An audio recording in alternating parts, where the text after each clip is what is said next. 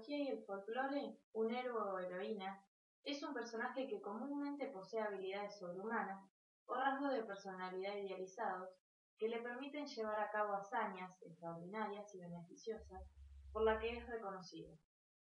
A su vez, el héroe es un personaje que por su origen, ideas, valores y acciones que se fundan en la solidaridad y en la justicia social, resalta y es digno de respeto o veneración. El viaje del héroe es una de las representaciones más importantes de la mitología.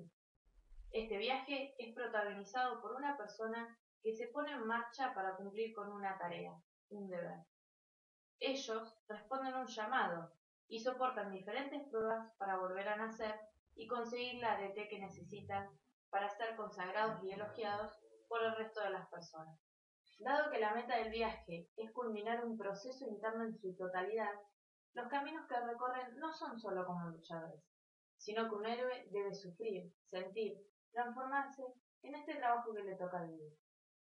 El viaje de los héroes comienza con un llamado, el cual parten retirándose de su vida cotidiana y comienzan a caminar por zonas nuevas, desconocidas por ellos. Su aventura se inicia desde el mundo de todos los días hacia una región de prodigios sobrenaturales. Se enfrentan con fuerzas fabulosas y ganan una victoria decisiva. Luego se enfrentan a diferentes pruebas, que son obstáculos en este camino que deben atravesar para cumplir su cometido. Y por último está el regreso, volver a la vida cotidiana con un cúmulo de conocimientos que han ganado para ponerlo en uso en la sociedad en la que viven.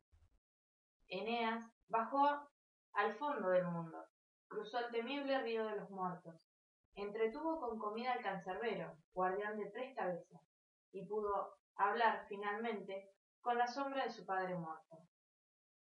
Todas las cosas le fueron reveladas, el destino de las almas, el destino de Roma, que estaba a punto de fundar, y de qué manera podía evitar o soportar todas las aflicciones.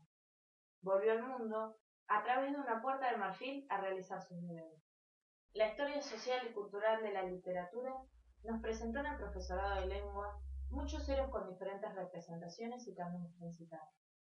4 años son testigos de estos héroes exhibidos por la materia, y hoy me toca a mí ser esa heroína y concluir con mi camino, mis pruebas, para conseguir mi arete, mi título. Aquí les presento mi homenaje a un grande, José Pablo Feynman. Chao.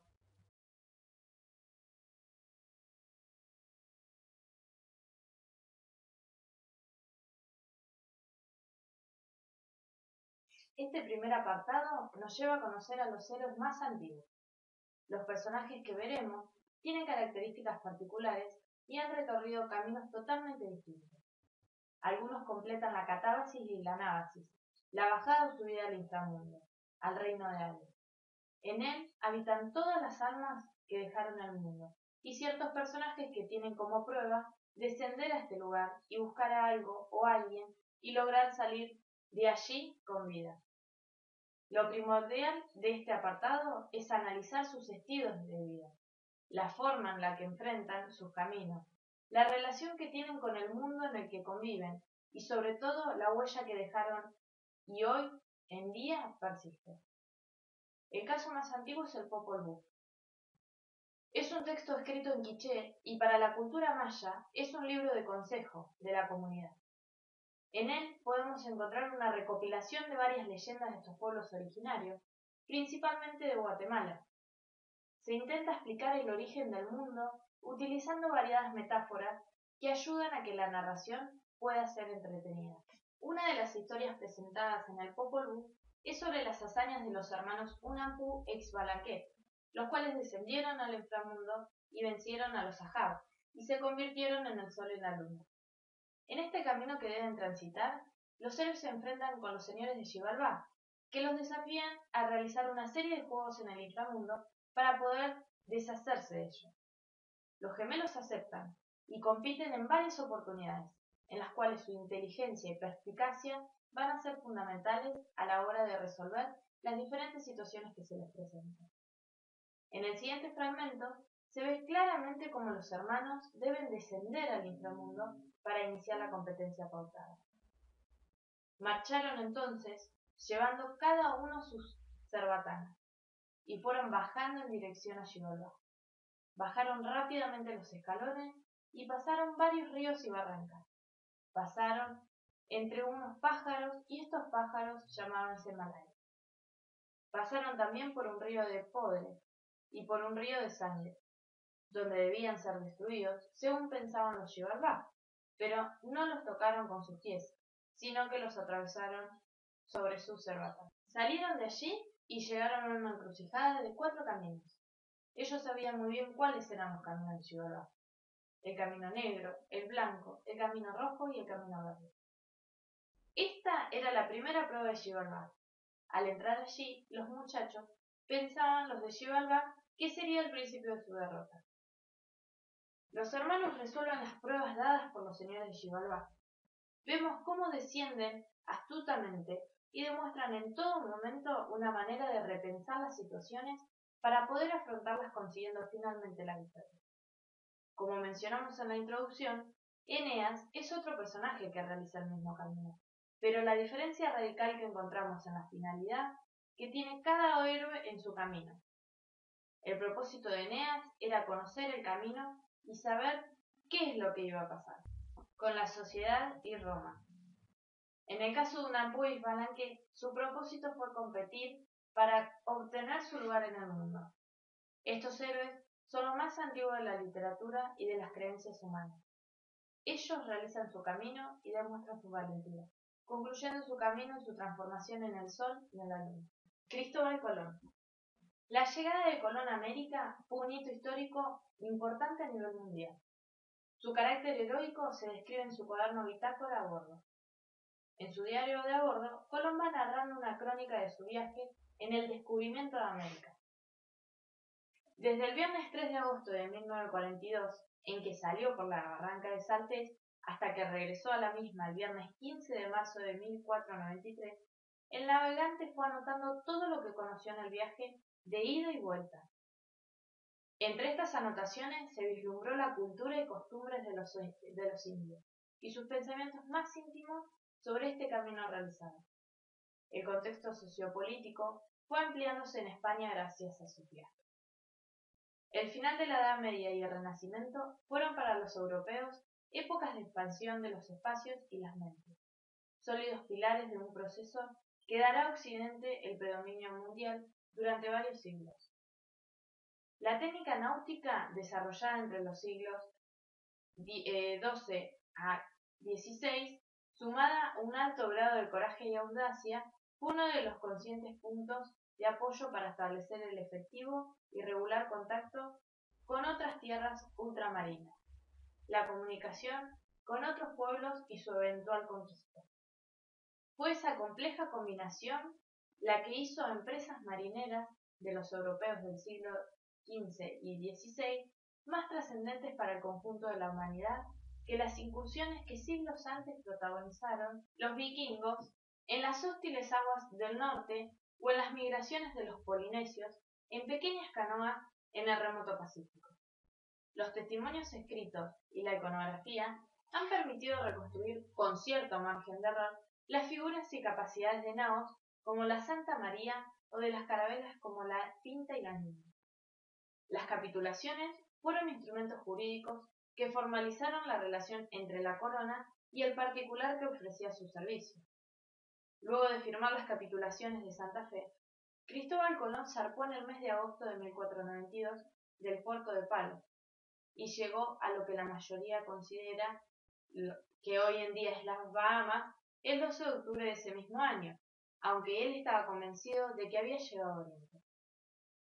Mientras España resolvía sus problemas con Portugal, Colón realizaría 3 viajes más, pero desde hacía ya algunos años otros viajeros recorrían las costas de Venezuela y Colombia con autorización de los reyes, y muy pronto la corona comenzó a sentar las bases del sistema administrativo del imperio colonial.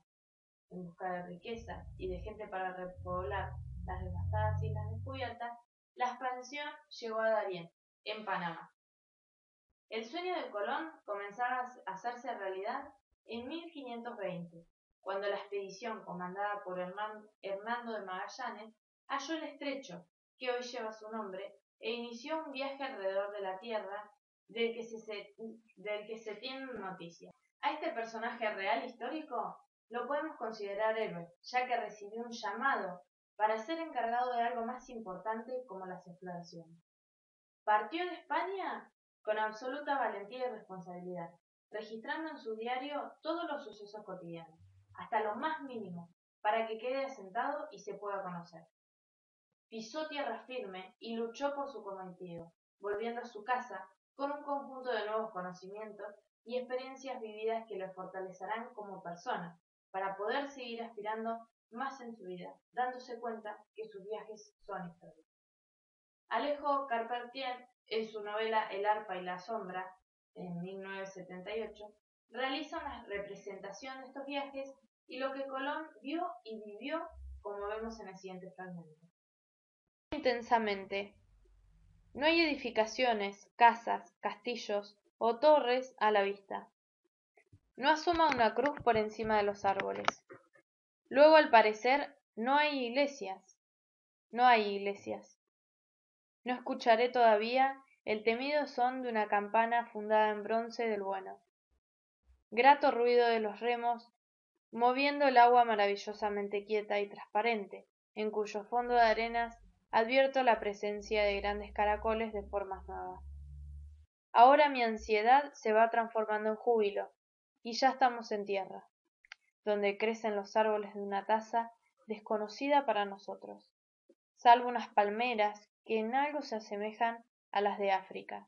En esta narración de Carpentier se puede visualizar los sentimientos que pudo haber tenido Colón cuando llegó a tierra y su ansiedad ante la situación y el supuesto descubrimiento que lo llevarían a recorrer el lugar y conocer lo que realmente pasa allí. Álvar Mayor. Esta historieta fue escrita por el argentino Carlos Trillo y el dibujante Enrique Brescia. El relato está ambientado en un imperio español en las Américas. Se funda sobre la vida de Álvar, que debe realizar un viaje continuo en el que se enfrentará con distintos seres y tendrá que funcionar como guía para otras personas. En contraposición a Colón, Álvar es un personaje americano que habita la selva amazónica. Su trabajo consiste en guiar a los viajeros y colonos. Al ser un hombre blanco, nacido en América, es justiciero que lucha a favor de los pueblos originarios. Tal es así que su compañero es un aborigen. Su historia es extensa. Transita por lugares recóndos, inhabitables, con un fin específico. El capítulo Robo cuenta la historia de un hombre que recibió un maleficio de una bruja, Cerfeo, y debe salvar a una princesa llamada Mariana. Muere creyendo que es lindo, que recobró su aspecto. En este caso, nuestro héroe, Álvar, lo ayuda a enfrentar a los bandidos que tienen secuestrada a Mariana, logrando finalmente la liberación y el reconocimiento. El sueño narra la vida de dos hombres que sueñan el mismo sueño y que ocurría la misma noche, convirtiéndose en realidad ambos sueños. Álvar debía mantener oculto por una noche a un sacerdote, a pedido de su hija, porque había soñado que un guerrero lo iba a matar. El ataúd se relaciona con el mito de Orfeo y Eurídice. Un hombre llamado Fernando le pide a Álvar que lo acompañe a llevar a su mujer Felipa al río de las aguas que resucitan. Ella revive, pero lo ve a Fernando y lo deja. Él solo ingresa al ataúd para morir allí. En estas historias vemos como Álvar es un héroe cotidiano, al que se le presentan todos los días nuevas situaciones que afrontar en su camino para ayudar al prójimo y aprender nuevas cosas que lo ayuden a continuar su viaje. Este personaje es visto como una persona fría, calculadora. Él conoce todo el territorio y demuestra su valentía en cada paso que da. Este héroe vive situaciones típicas que lo encasillan como tal, pero lo que resalta en él es su actitud frente a las circunstancias que le avecinan y la agilidad a la hora de pensar estrategias y resolver los objetivos.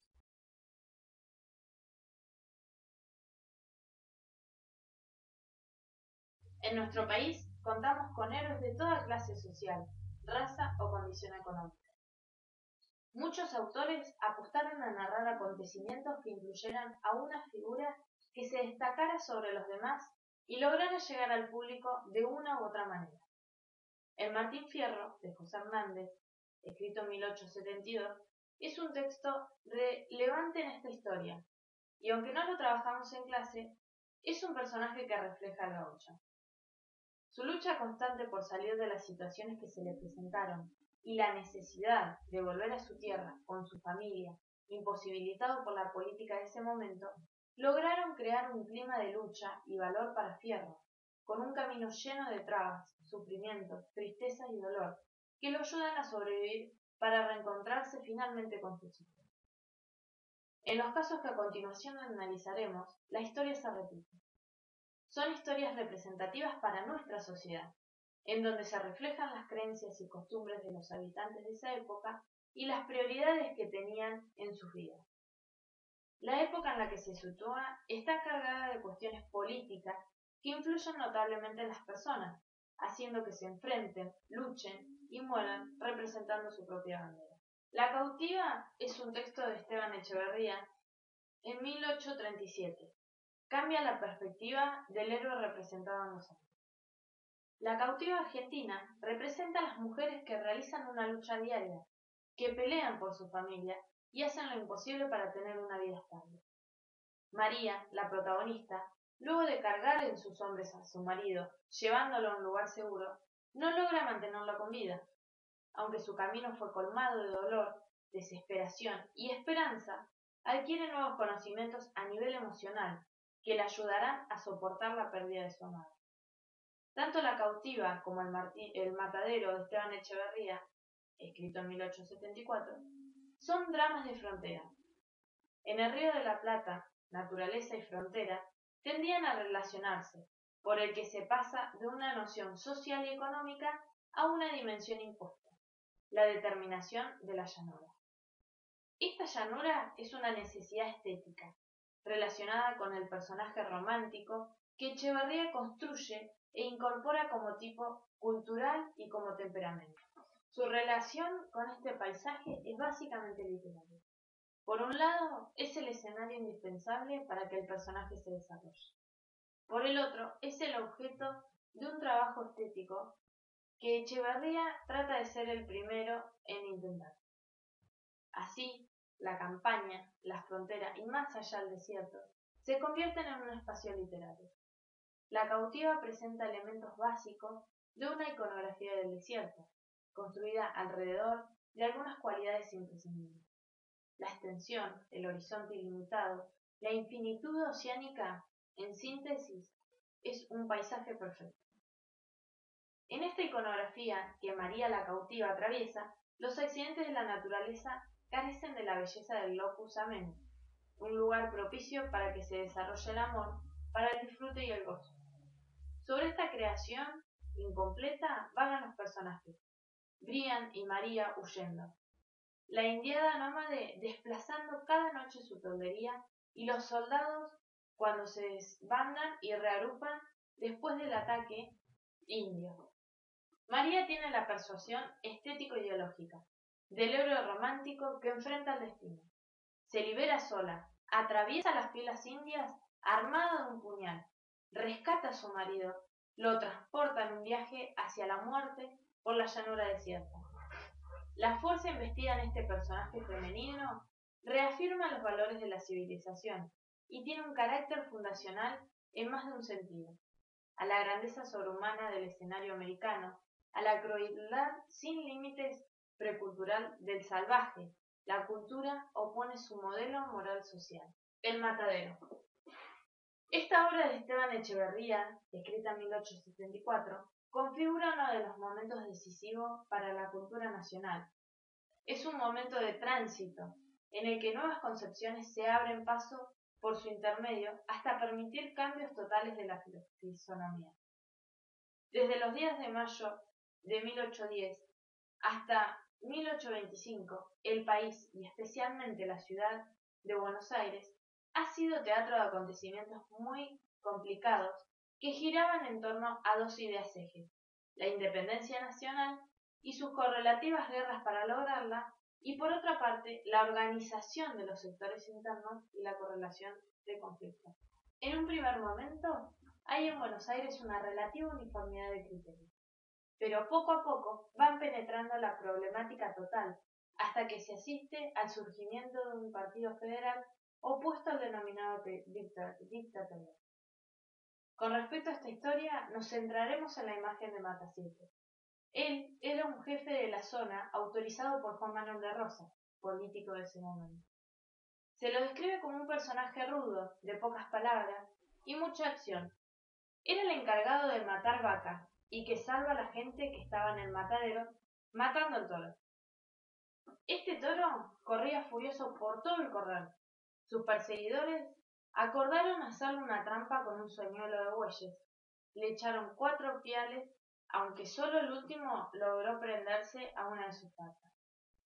Matasiete se tiró del caballo y le hundió la cuchilla en la garganta al animal, y enseguida la sacó cubierta de sangre para mostrarla a los espectadores. Este héroe especial se consagra como tal gracias a su valentía, respondiendo a su llamado interno del deber y luchando con este animal frente al público presente, trayendo calma a la población. A su vez, vemos al unitario, personaje desencadenante de una tortura impensada. Este hombre en plena lucha de los que están en el matadero pasa por delante de ellos. Las personas enloquecen al verlo, ya que les parecía una falta de respeto que una persona de la contra haga algo así. Lo interceptan, lo acribillan a preguntas. Él en todo momento permanece tranquilo y seguro de sí mismo. Demuestra una valentía imponente frente a esta situación tan delicada. Ellos lo toman de rehén y lo llevan al matadero. Allí es donde este personaje sufre y muere por defender sus ideales. A esta narración le anteceden hechos históricos reales que reflejan el accionar de la Argentina de 1800. A partir de los datos que ofrece el mismo texto, se estima que el matadero fue escrito entre 1838 y 1840, pero permaneció inédito por más de 30 años hasta que Juan María Gutiérrez decidió publicarlo en 1871 en la revista del Río de la Plata. Posteriormente, en 1874, lo incluyó en el 5º tomo de las obras completas de Esteban Echeverría. Facundo, Civilización y Barbarie. Facundo es un libro escrito en 1845 por el maestro, periodista, escritor y político argentino Domingo Faustino Sarmiento, durante su segundo exilio en Chile. Sus primeras tiradas se hicieron a través de la selección folletín del diario chileno El Progreso. Facundo es uno de los principales exponentes de la literatura hispanoamericana. Además de su valor literario, la obra proveyó un análisis del desarrollo político, económico y social de Sudamérica, de su modernización, su potencial y su cultura. Como lo indica su título, Facundo, Civilización y Barbarie, es un texto de Sarmiento donde analiza los conflictos que se abrieron en la Argentina inmediatamente después de la independencia declarada en 1816, a partir de la oposición entre la civilización y la barbarie. Facundo muestra la vida de Juan Facundo Quiroga. Es un militar político gaucho del Partido Federal que se desempeñó como gobernador y caudillo de la provincia de La Rioja durante las guerras civiles argentinas en las décadas de 1820 y 1830. A lo largo del texto, Sarmiento explora la dicotomía entre la civilización y la barbarie. Domingo Faustino Sarmiento escribió Facundo en 1845, durante su segundo exilio en Chile, como un ataque contra Juan Manuel de Rosas, gobernador de Buenos Aires en esa época. El libro fue un análisis crítico de la cultura argentina bajo el punto de vista del escritor, representada en nombres como Rosas, y el líder regional Juan Facundo Quiroga, principalmente en San Juan. Tanto Rosas como Quiroga eran caudillos, es decir, jefes de masas populares en armas que para Sarmiento era expresión de una forma de gobierno bárbara. El libro de Sarmiento es una crítica y un síntoma de los conflictos culturales de Argentina, abiertos a partir de la independencia. En 1810, Argentina había comenzado el proceso de independencia de España, pero 3 décadas después, Sarmiento protestaba por el atraso en que aún permanecían las instituciones y la organización económica del país. La división política de Argentina se debatía entre la ideología de los unitarios, apoyados por Sarmiento, quienes querían un gobierno centralizado, contra los federales, quienes creían que las regiones debían ser autónomas. El conflicto entre unitarios y federales estaba íntimamente ligado al poder que la ciudad de Buenos Aires pretendía ejercer sobre el país, así como el control del comercio internacional y la apropiación de las rentas de la aduana. En aquel entonces, la ciudad de Buenos Aires integraba la provincia de Buenos Aires y era la ciudad más grande y más rica del país debido a su cercanía con el Río de la Plata y al Océano Atlántico. Buenos Aires no solo tenía acceso al comercio, sino también a las ideas y a la cultura europea. Estas diferencias económicas y culturales causaron una tensión creciente entre las provincias. Aunque oriundo de la ciudad de San Juan, ubicada en el oeste de la Argentina, en la región de Cuyo, en el límite con Chile, Sarmiento sostenía la ideología unitaria. Juan Facundo Quiroga, conocido como el Tigre de los Llanos, fue un caudillo proveniente de la ciudad de La Rioja. Se unió a otros caudillos con el propósito de impulsar el federalismo. Fue derrotado por el general José María Paz en las batallas de La Tablada y La Uncativo, tras lo cual se dirigió a la provincia de Tucumán. Allí derrotó a la Madrid, en la Ciudadela, en 1831, desbaratando la Liga Unitaria, luego de que Juan Manuel de Rosas derrotara a Juan Lavalle en Buenos Aires en la batalla del Puente de Márquez en 1829. Quiroga era partidario de redactar una constitución rígida por el federalismo, pero tales iniciativas contaban con la férrea oposición de Rosas, que consideraba que la organización nacional era aún prematura. Rosas envió a Quiroga en una misión diplomática al norte, a recomponer las relaciones entre Salta y Tucumán. A su regreso fue asesinado el 16 de febrero de 1835 en Barranca Yaco, Córdoba, por una partida al mando de Santos Pérez, que emboscó su carroza. Existen controversias sobre la autoría intelectual del asesinato, habiendo teorías que lo atribuyen a Rosas, el gobernador santafesino Estanislao López, o a los hermanos Reinafé. 3 hermanos Reinafé, José Antonio, José Vicente y Guillermo, y Santos Pérez, fueron condenados, y los 3 últimos ejecutados en 1836. La historia de Facundo es atípica al héroe que venimos planteando. Su arete fue conseguida gracias a la lucha con un tigre hambriento que se había acostumbrado a comer carne humana. Es un personaje que asume sus ideales y lucha por ellos. Se toma como una imagen representativa en la historia. Es un héroe encargado de forjar una nueva era política y social con la rebeldía que lo caracteriza. Se lo ve como una persona especial. Su intuición incomparable, el conocimiento de sus paisanos, que le había dado un intenso comercio con los hombres, su valentía y su magnetismo que le infundía cualidades de jefe, permitían su desarrollo en todos los aspectos de su vida. En el capítulo 5 explica sus acontecimientos heroicos y narra la infancia y juventud de Quiroga. A raíz de su escape, las persecuciones de la justicia, atravesando la travesía a pie, se encuentra con este tigre. Debían alcanzarlo 2 compañeros tan pronto como pudieran robar caballos para los 3. El problema que les esperaba no era nada menos que ese tigre, que seguía los rastros de los viajeros y su historial contaba con 8 víctimas que habían caído en sus garras. Divisó al tigre de lejos y escuchó sus ruidos. Supo que estaba atrás de él. Comenzó a correr por su vida, subiéndose luego a lo más alto de un árbol. Aunque en un principio el animal perdió su rastro, acabó encontrándolo y saltando lo más alto para poder alcanzarlo.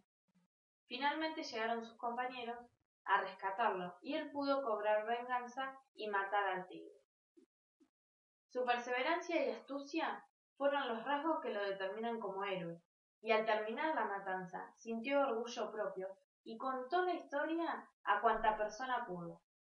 En el próximo segmento del libro se puede observar este gran acto valeroso de Quiroga y el tigre. También a él lo llamaron Tigre de los Llanos, y no le sentaba mal esta denominación.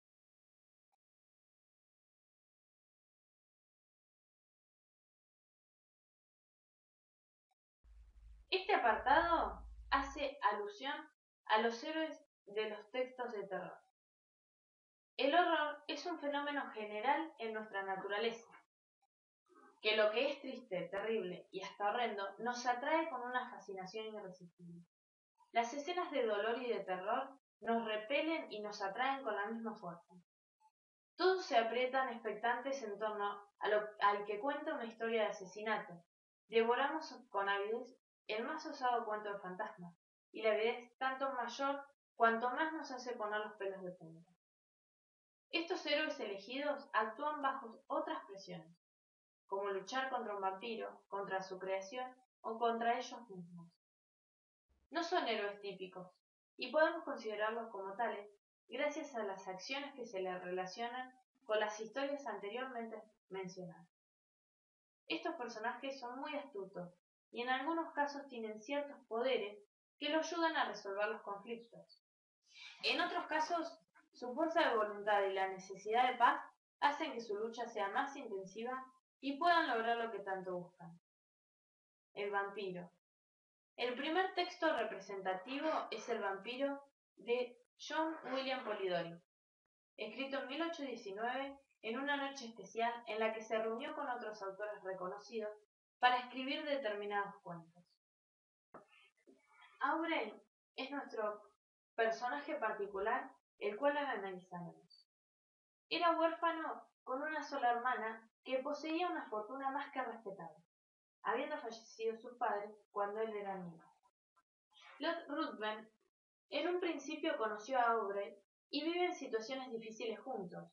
Este último queda fascinado ante la presencia de su nuevo compañero, por lo que hace todo lo posible por acompañarlo en su próximo viaje. En ese viaje, Aubrey se va dando cuenta de la verdadera cara de Lord, por lo que decide huir con una excusa agresiva.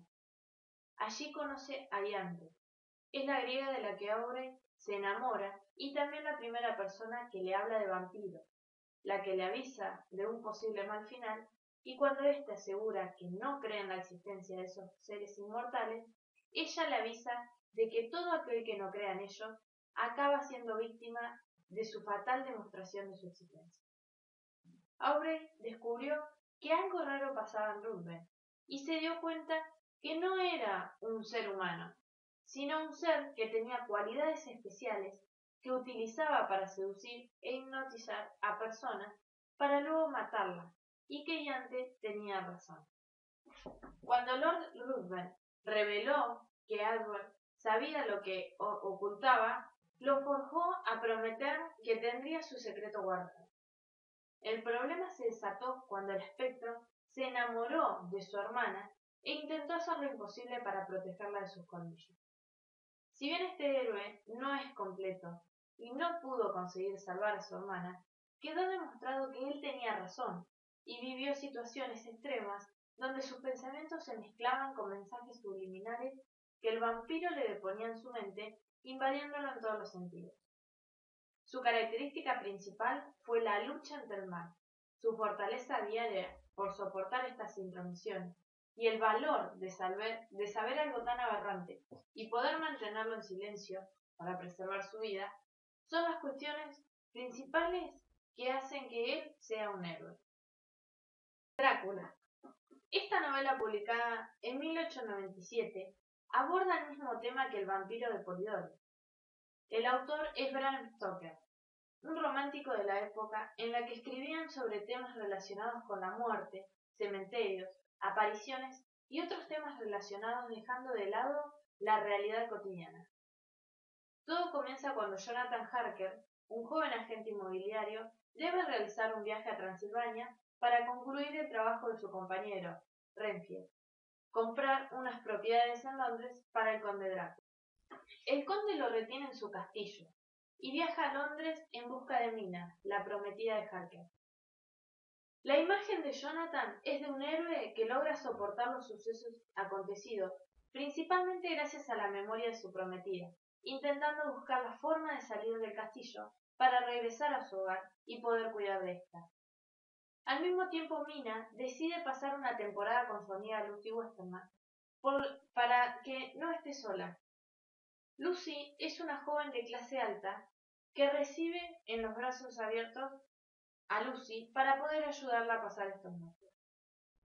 Pasa el tiempo y Jonathan sigue recluido en el castillo de Drácula, mientras en Londres Lucy sufría unos extraños síntomas: palidez extrema, debilidad y dos pequeños orificios en su cuello, producidos por una supuesta enfermedad que con el paso de las cartas veremos cómo se resuelve. Finalmente Jonathan y Mina se reencuentran y se casan en un convento. Tras volver de su boda, compartieron su experiencia con el Dr. Van Helsing, ayudante del caso de Lucy, y el cual contó todo lo que sabía. Este fue quien averiguó que el conde Drácula era el rey de los vampiros, por lo que decidieron matarlo. Jonathan es un personaje astuto, decidido. Su carácter se centra en la lucha interna y externa constante, que tiene como finalidad cuidar a sus seres queridos y poder sobrevivir a las trampas que le deja el conde en su castillo. Luego de este impresionante camino que Jonathan vive, regresa a su hogar junto a su nueva esposa para consagrarse en una vida deseada y pacífica, habiendo adquirido nuevas experiencias que lo llevarán a un cuidado distinto de sus vidas y poder ser el héroe de Mina. Frankenstein es una obra literaria de la escritora inglesa Mary Shelley, publicada en 1818, y enmarcada en la tradición de la novela gótica. El texto explora temáticas como la ciencia y la asimilación con un dios por la creación del monstruo por Víctor el científico, y de allí el título El moderno Prometeo. Su vida está repleta de tragedia. Todo a su alrededor es muerte y sufrimiento.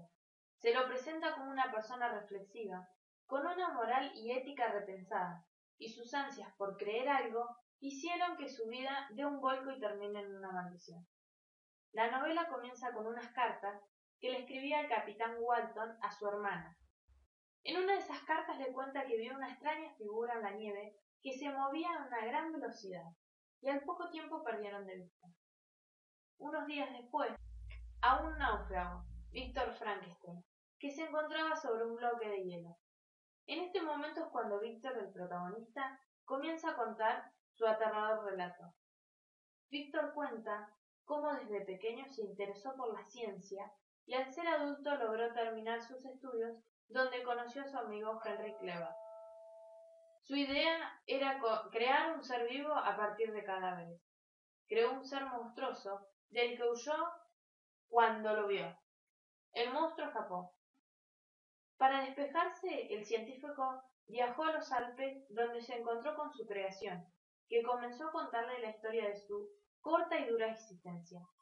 El monstruo le contó que fue rechazado por todas las personas que encontró a su paso y se vengó de la sociedad con el asesinato de William, su hermanito. Así que el monstruo le pidió a Víctor que creara una hembra para él, y de esta manera podría ser feliz y vivir con alguien que lo comprendiera. Víctor rechazó la propuesta y el monstruo, como venganza, asesinó a su amigo Henry. Tras su regreso a Ginebra, empezaron los preparativos de la boda de Víctor y Elizabeth. Temía que apareciera el monstruo en la boda, pero la boda transcurrió sin ninguna complicación. En la luna de miel, el monstruo apareció y asesinó a su mujer, y su padre cayó enfermo y murió de tristeza, ya que la quería mucho. Víctor es otro héroe.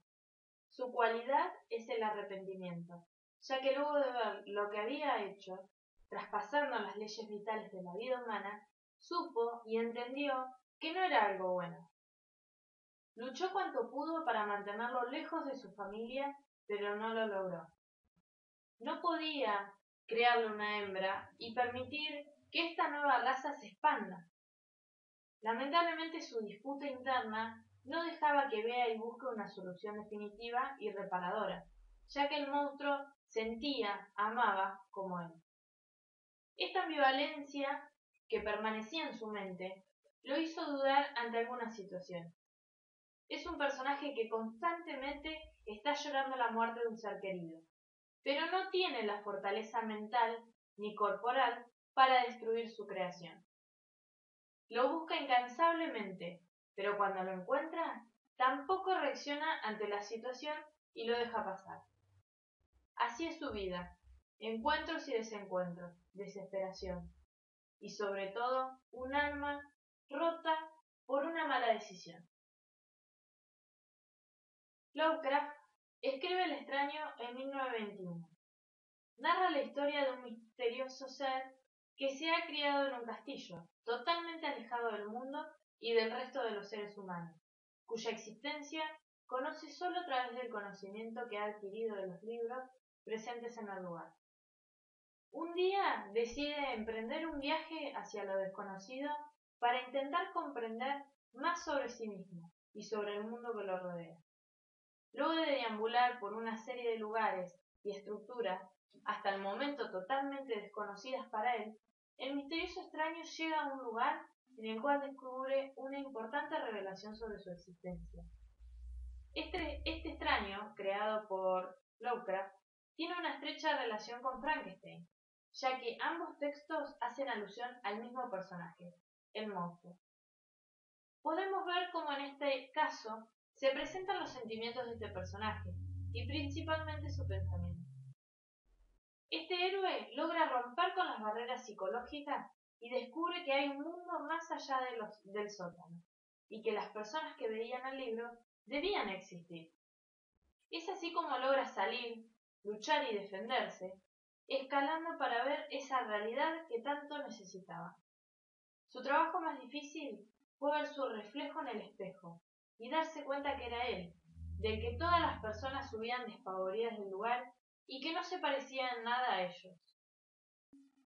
Sus pensamientos fueron sus compañeros, amigos y amores. Lo único que tuvo en toda su no vida, pero finalmente logra salir de allí y queda abierto al lector pensar qué es lo que hará luego de este descubrimiento.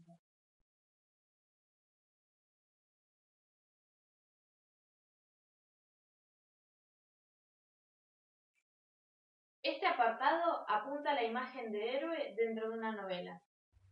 Su papel es el de soportar todas las situaciones conflictivas que se encuentren en su camino, relacionado con la amistad, el amor, el desamor, las prohibiciones y las tristezas que vayan surgiendo. Este héroe debe consagrarse como tal sufriendo. Sufre la distancia, sufre de amor, sufre de dolor. Se emociona ante el reencuentro, disfruta los momentos placenteros de su viaje y aprende en cada paso que da. En algunos casos es considerado loco, osado, fortaleciendo este pensamiento sobre su función que tiene en la vida. Ellos necesitan llegar y lograr lo que tanto ansían. Los espera un trayecto lleno de inquietudes, dificultades, enseñanzas. Necesitan ser fuertes, valientes, responsables, y no nos olvidemos de que son los pilares que sostendrán una sociedad lectora que confía en ellos. La Odisea. El poema de Homero cuenta con 24 cantos, las aventuras de Odiseo, Ulises, en su regreso de la guerra de Troya. Los cantos 1 al 5 se conocen como la Telemaquia. Se cree que fue compuesta en el siglo VIII a.C. Según otros autores, la Odisea se completa en el siglo VII a.C., a partir de poemas que sólo describían partes de la obra actual. El poema comienza con la invocación a la musa, la referencia al héroe que se halla aún lejos de su patria, retenido por la ninfa Calipso, que desea tomarlo por esposo, mientras que todos los demás participantes de la guerra de Troya ya han regresado. La presentación de Penélope y Telémaco, que se niegan a hacerse la idea de que Ulises ha muerto, mientras un nutrido grupo de pretendientes ansía casarse con la reina. Telémaco parte en busca de noticias sobre su parte. La parte central de la Odisea está constituida por una serie de peligros y aventuras a la cual tiene que hacerse frente. Ulises, con la ayuda de Atenea, logra salir ileso de todos ellos. Esta parte abarcaría los cantos 6 al 13. Ulises, en la barca que le proporcionó Calipso, llega a la tierra de los Peasios, donde es rescatado por la princesa Nausicaa, que lo lleva al palacio de su padre. Tras la narración de las aventuras, Alcino, el rey, le proporciona una embarcación para que pueda regresar a su patria. Cuando por fin llega a las costas de Ítaca, se dirige a la cabaña de Eumeo, pero no se da a conocer. Llega a esa misma cabaña Telémaco, que regresa al Peloponeso. Aquí padre e hijo se reconocen y preparan la venganza de los pretendientes. Telémaco irá solo al palacio. Ulises irá más tarde disfrazado de mendigo. Penélope tiene la feliz idea de proponer un concurso a los pretendientes, de modo que tomará por esposo aquel que sea capaz de tensar el arco de Ulises. Ninguno de los pretendientes lo logra, solo Ulises, y entonces, ayudado por su hijo, mata a todos los rivales. Después de la matanza, el héroe y su esposa se reconocen. Ulises visita a su padre, Learte. Los habitantes de Ítaca intentan vengar la muerte de los pretendientes, pero se llega a un pacto finalizando la narración. Este héroe es el que logra cumplir con todos los puntos del camino del héroe. Su partida sería su regreso a su casa, lleno de inconvenientes que afrontar para poder lograr su cometido. Su regreso es su premio por la paciencia y la perseverancia. Ya con su arete conseguida, deberá ahora en más disfrutar del reencuentro con su esposa y su hijo. Romeo y Julieta. Este texto fue escrito por William Shakespeare. La obra Romeo y Julieta, escrita en 1597, trata sobre dos familias, la Montesco y la Capuleto, que están peleadas a muerte. Romeo pertenece a la primera, Julieta, una hermosa joven, a la segunda. Cierto día los Capuletos ofrecen una fiesta, a la cual Romeo asiste disfrazado. En la fiesta conoce a Julieta, se enamoran perdidamente y se casan en secreto con la ayuda de Fray Lorenzo. Mercurio, un amigo de Romeo, sostiene una pelea callejera con Tibaldo, de la familia de Capuleto, quien está furioso por la presencia encubierta de Romeo en la reciente fiesta. Mercurio cae y Romeo mata a Tibaldo. Las autoridades de Verona lo castigan a Romeo con el destierro. Aconsejado por el fraile y tras despedirse de Julieta, parte con el destino a Mantua. Los padres de Julieta, que ignoran el matrimonio secreto, intentan casarla con el conde de París. El fraile le aconseja aceptar, pero le indica que la noche anterior a la boda tome una poción que la mantendrá en estado vegetativo por 42 horas. Él se encarga de avisarle a Romeo, quien podrá volver para ella para llevarla consigo a Mantua, una vez que haya despertado de su somnolencia. Sin embargo, el mensaje no llega a tiempo, y Romeo cree que en realidad Julieta está muerta. Entonces, este se dirige a la tumba donde está Julieta, se encuentra con Paris, y entonces empiezan a pelear, y Romeo lo mata. Ante el supuesto cadáver de su amada, Romeo decide beber un veneno y cae muerto. Julieta despierta, intuye todo lo que ocurrió y se suicida empleando una daga. Tiempo después, el fraile revela todo lo ocurrido y las dos familias enemigas se reconcilian. La imagen de Romeo es la que nos interesa rever. Es el héroe más romántico de las historias planteadas. Su camino de sufrimiento constante es el que lo lleva a apostar por el amor de Julieta. Su lucha por estar con ella, por más de que sea de la familia contraria, demuestra que el amor todo es posible. Soporta situaciones límites, corre al enterarse de la muerte de su amada y se sacrifica ante ella, por su pasión, el amor que los unirá eternamente. Su valentía es todo lo que describe. Se esconde cuando es necesario, pone el cuerpo cuando también lo es, todo para lograr su cometido, estar con su amada. Los viajes de Gulliver. Jonathan Swift publica en 1726 la novela.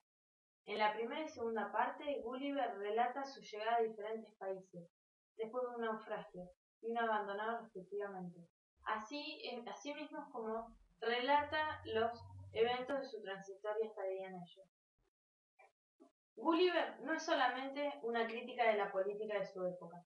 Su compromiso con la verdad es mucho más profundo. Se siente horrorizado por la tranquilidad del mundo en el que vivimos. No es el perturbado que algunos vieron en él, el cura loco, ni el oportunista que otros intentan hacernos ver. Sí es cierto que abandonó el partido del pueblo para pasarse al de la aristocracia, pero se convirtió en el héroe nacional de Irlanda por apoyar decididamente al pueblo en su lucha reivindicativa. Esta imagen que él nos presenta reúne las características para ser considerado héroe. Su vida novelesca es transversalizada por el viaje. Continuamente está recorriendo distintos lugares, adquiriendo nuevos conocimientos, creando nuevas posturas, analizando lo que ve y escucha. Este héroe presentado por Swift nos recuerda a Odiseo, por su necesidad de conocimiento y esperanza, por el cúmulo de saberes que logra tener una vez que termina su recorrido y su llamada a lo desconocido, y a estar abierto a nuevos caminos es una de sus características más importantes. Don Quijote de la Mancha. Miguel de Cervantes, en su obra El ingenioso hidalgo Don Quijote de la Mancha, en la primera edición en 1605 y la segunda en 1615, nos presenta una síntesis de las dos corrientes contrapuestas de la época, el realismo y el idealismo, todo dentro de un marco de ilusiones y de sueños de grandeza, lo cual era característico en los pensamientos de los hombres de esa época.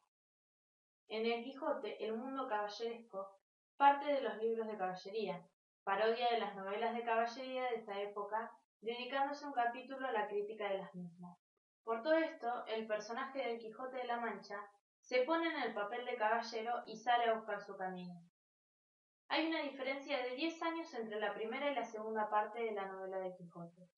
El escritor español terminó la primera parte de su novela y la continuó debido a que Avellaneda publica una falsa continuación del Quijote. En el verano de 1604 estaba terminada la primera parte, que apareció publicada a comienzos de 1605 con el título de Ingenioso hidalgo Don Quijote de la Mancha. El éxito fue inmediato. En 1614 aparecía en Tarragona la continuación apócrifa escrita por alguien oculto en el seudónimo de Alonso Fernández de Avellaneda. Esta segunda parte apareció en 1615 con el título de El ingenioso caballero Don Quijote de la Mancha. En la lucha entre estos dos mundos tan opuestos, Cervantes crea un personaje lleno de ironía y que iba completamente en contra de esta monotonía de la época.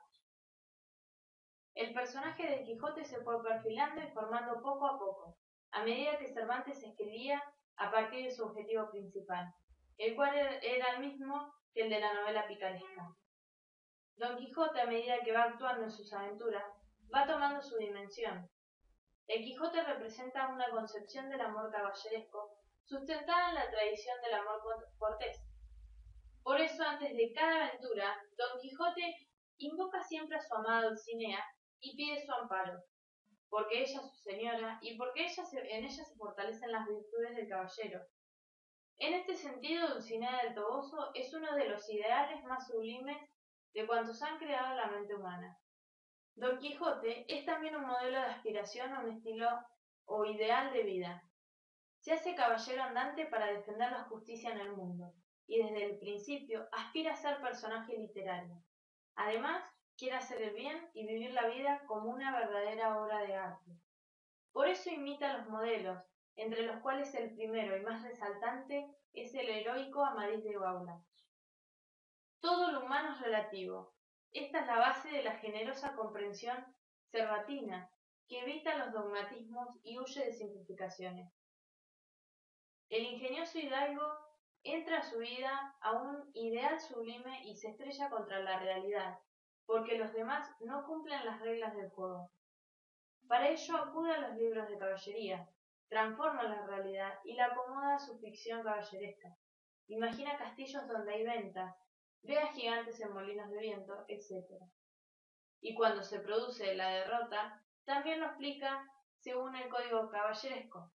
Los malos encantadores le han escamoteado la realidad, envidiosos de su gloria.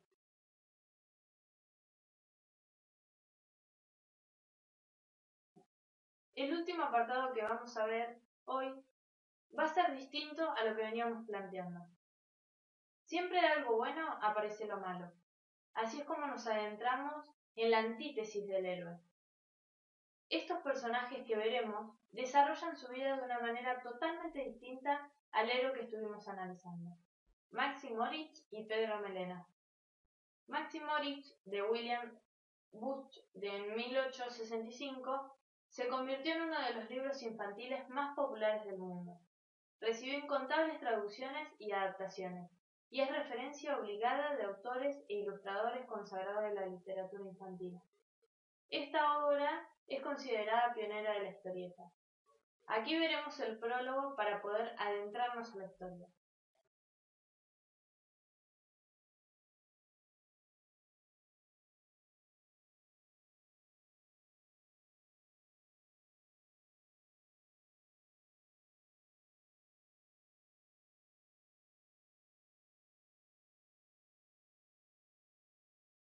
Al final recibe su castigo.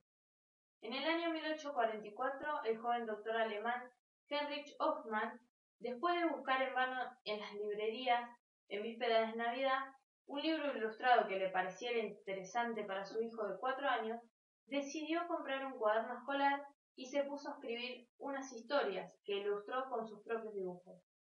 El texto comenzaba con la historia del malvado Federico. En cambio, la presentación de Der Schubert, traducido al castellano como Pedro Melenas, personaje que daría posteriormente nombre al libro.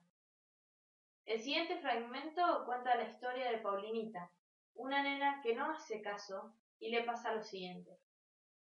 La tristísima historia de las cerillas. Los papás de Paulinita la dejan sola en casita. La niña corre jugando con su muñeca y cantando, hasta que, ¡oh, maravillas!, ve una caja de cerillas. ¡Qué juguete, qué bonita!, dice al verla Paulinita. Voy a probar a encender como mamá suele hacer. Y Minta y Maula, las gatas, levantan tristes las patas. Tu papá te lo ha prohibido, le dicen con un maullido. Miau mío, te quemarás, déjalo. Paulinita desatiende el buen consejo y enciende, como se ve en la figura, la cerilla. ¡Ay, qué locura! Mientras salta de contento, sin descansar un momento, Minta y Maula, las gatas, levantan tristes las patas. Tu mamá te lo ha prohibido, le dicen con un maullido. Miau mío, te quemarás, déjalo. Las llamas, ¡ay!, han prendido en la manga y en el vestido, la falda, la cabellera, se quema la niña entera. Aquí vemos cómo se trabaja el didactismo visto con Maxi Moritz. Se funda a partir de situaciones cotidianas basadas en un juego posiblemente habitual en la que la nena desobedece a las órdenes de los adultos y su posterior catástrofe por no acatar las reglas.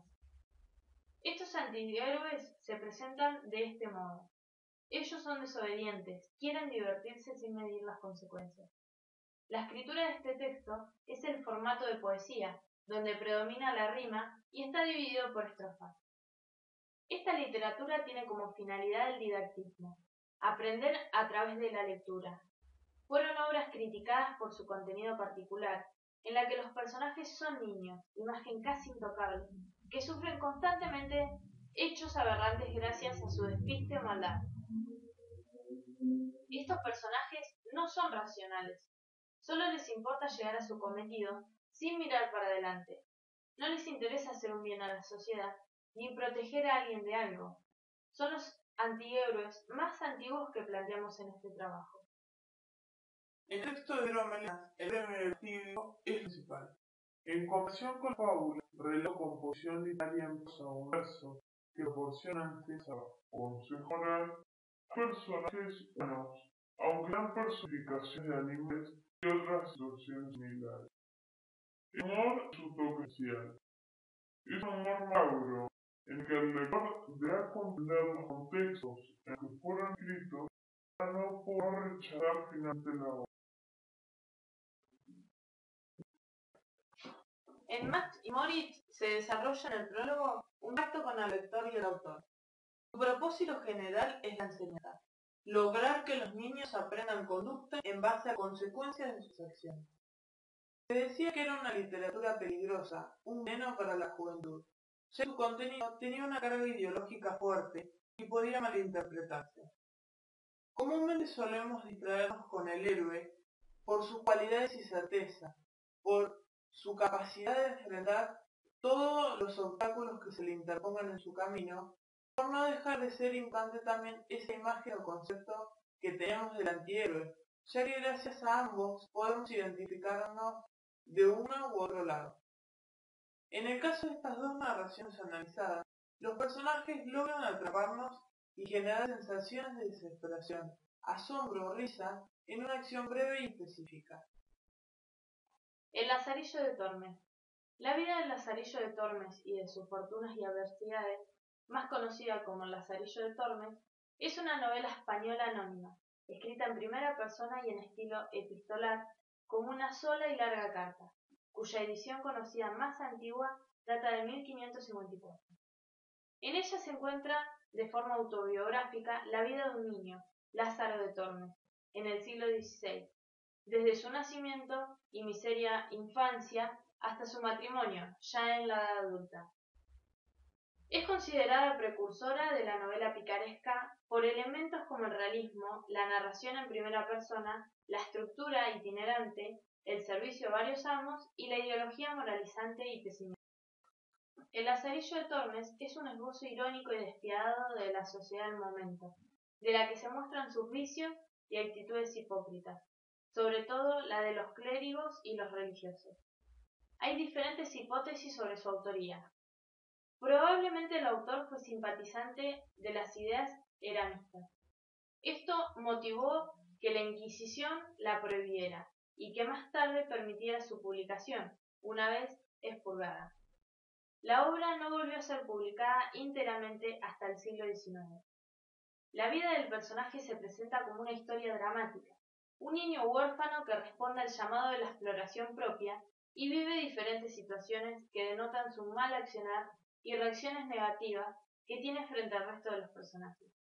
Al adentrarse en un mundo perverso de codicia, nos refleja claramente su faceta de antihéroe, ya que se relaciona con todos los pecados de la vida y se lo compara constantemente con una imagen oscura, parecida a un águila, que siempre está al acecho para poder obtener sus beneficios propios.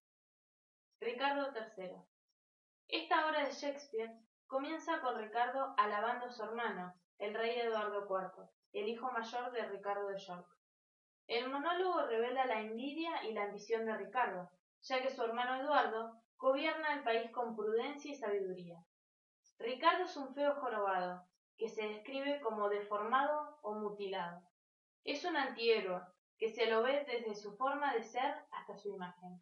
Esta ambición anteriormente nombrada es la que determina como antihéroe.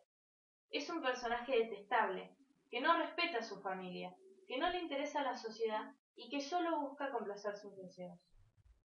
Ricardo conspira para que su hermano, Jorge de Clarence, que le precede como heredero al trono, sea recluido en la Torre de Londres como sospechoso de asesinato. Una vez más vemos como Ricardo sobrepasa los límites y apuesta un poco más. Su camino estará rodeado de muerte y será él el supuesto sobreviviente de esta historia.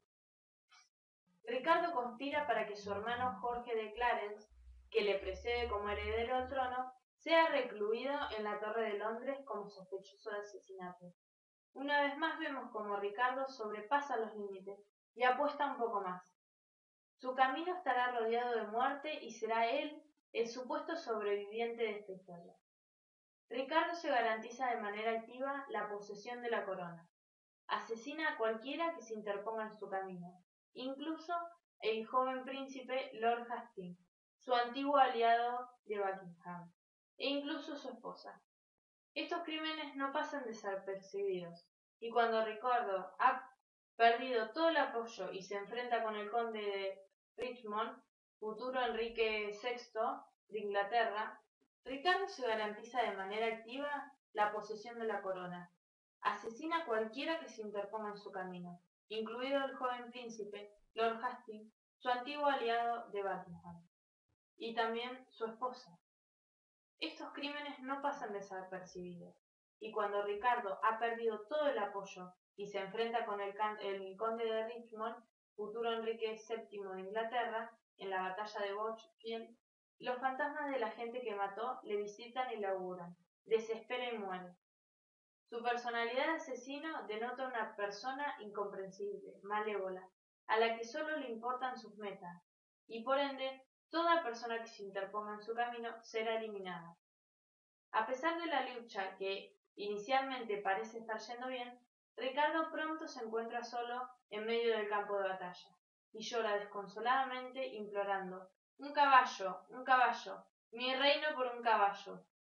Ricardo finalmente es derrotado después de un combate cuerpo a cuerpo con Richmond, que lo apuñala con la espada. El análisis anteriormente realizado denota la postura del héroe en sus distintas facetas y cómo cada autor intentó plasmar de alguna manera una nueva historia con este personaje representativo que defienda a la sociedad, sus valores, que salve a sus mujeres, que proteja a sus familias y sobre todo que demuestre valentía, responsabilidad, carácter, amabilidad y respeto. Es la imagen de hombre o mujer que llega al lector gracias a la literatura. Así, desde muy pequeños, soñamos con el príncipe azul o con la hermosa Cenicienta. Allí se transmiten valores, creencias y actitudes que ayudan a las personas a formar su propio carácter o a apreciar lo que uno tiene al lado. Estos héroes o antihéroes representan el ideario social. Cuando leemos textos como la Odisea, Ricardo III o el diario a bordo de Cristóbal Colón, nos sentimos identificados con alguno de los personajes y creemos ser parte de la historia. Nos invitan a conocer sus vidas, sus pensamientos más íntimos y nos abren la mente hacia las adversidades con las que nos enfrentamos día a día y cómo podemos solucionarlas. Estos personajes y muchos más quedarán grabados en lo profundo de nuestros corazones, lo que significa que logramos conseguir su arete tan buscada. Aquí finaliza mi humilde trabajo. Chao.